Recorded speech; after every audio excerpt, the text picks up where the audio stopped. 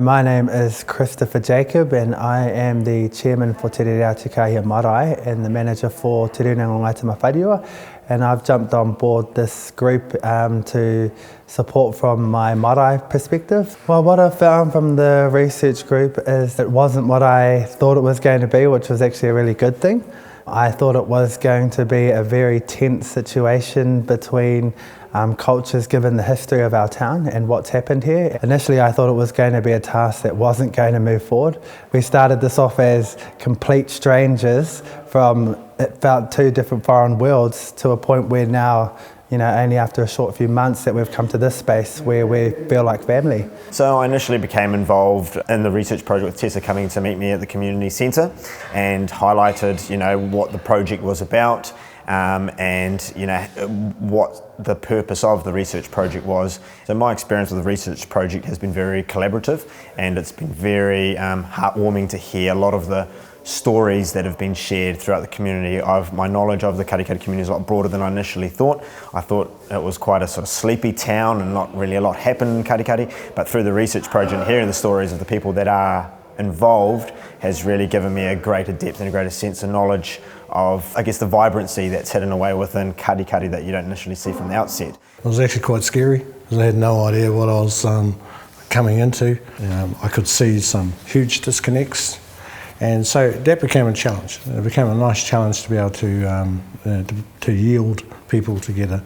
A huge honour, to work with the Tongan community, the Indian community, and especially the mana whenua, the Māori community here has just been, invaluable. Kia ora tātou, o kere mā purukamu no te hapu tame whariua, tēnei e kororo mai ana. A tēnā koutou.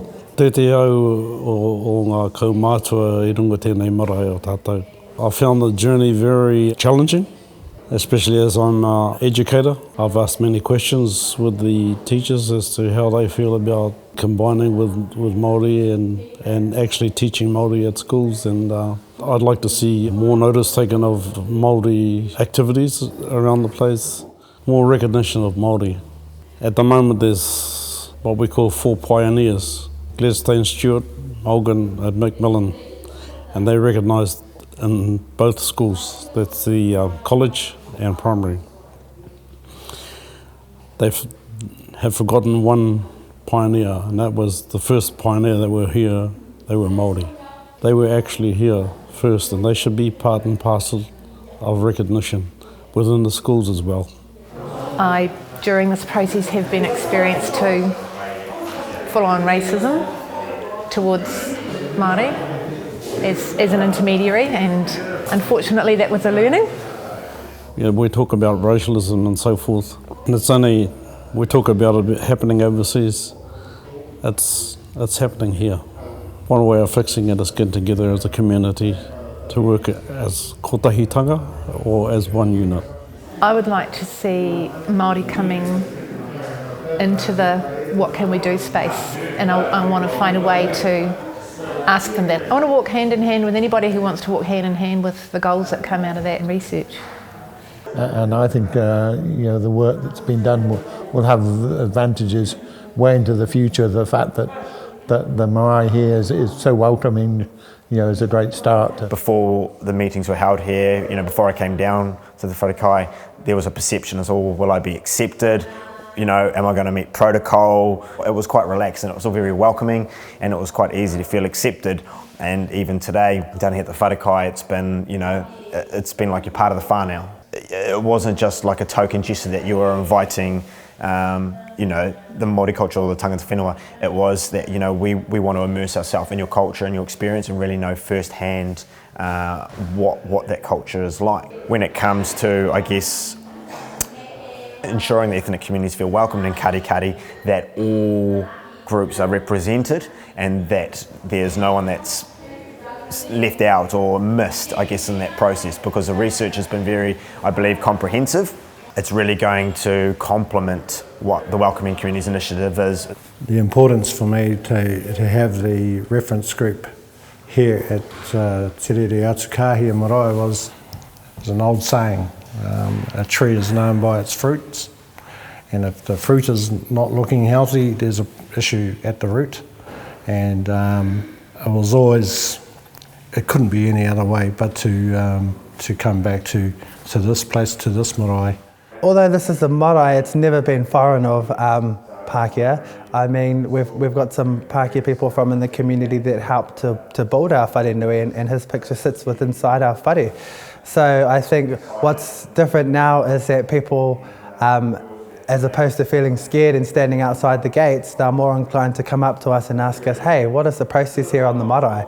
It's made it better in the fact that our whānau feel like through this relationship that's been struck up, that they feel like they are a valued members of the community and they're not being looked at like, what are you doing in this part of town?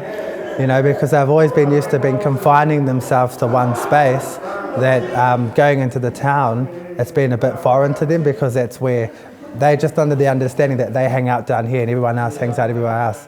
Tessa is a Pākehā leading the research. It could have been seen as, who is this Pākehā that's rolling into the marae here to tell us how we ought to do things? Or you could look at it as, wow, there's a European Pākehā person that is deeply interested in our well-being and is prepared to put it on the line. So what's happened is that it's really created and strengthened relationships between not just us as people and the things that we do, but also within the roles that we have in the community. So I mean, for me to be talking to the council to get support from them for a Māori issue, I wouldn't have ever actually have gone there. But through this process and through working with one of the councillors, David, we've created a platform where we trust, and we've come into it with an honest whakaaro and knowing what we're doing. I mean, there have been situations that we've found ourselves in as Māori that we've needed support, and I can ring David and he can have that situation sorted for us and our people within moments. You know, whereas before it might have taken us months just to get a meeting. Those outcomes of the community getting together many times, but particularly for the young people, you know, because I think they were isolated and lost, and, you know, very difficult to some of the issues and not easy to solve, and got historic, you know, problems from way back.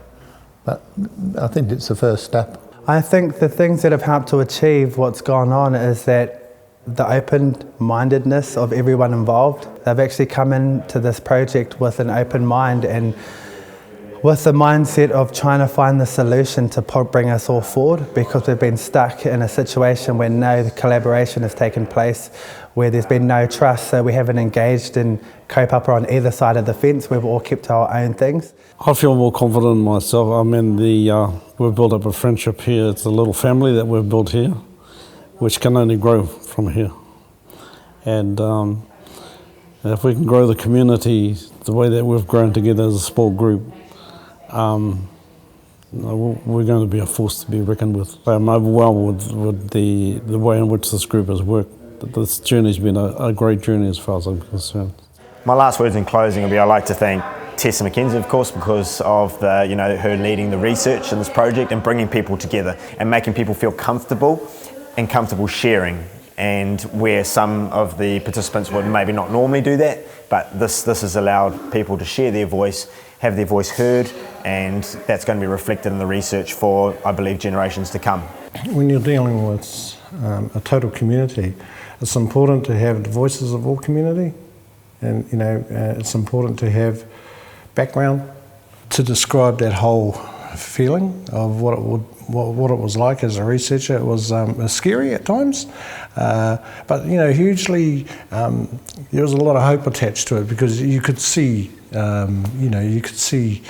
how we could work together way better. Because I think as Māori we've always been engaged in kaupapa that have never gone anywhere. You have to take risks, and we're never going to get anywhere if we always say no and confine ourselves to what's going on down here. I know personally and from our Māori's perspective that it has made a difference.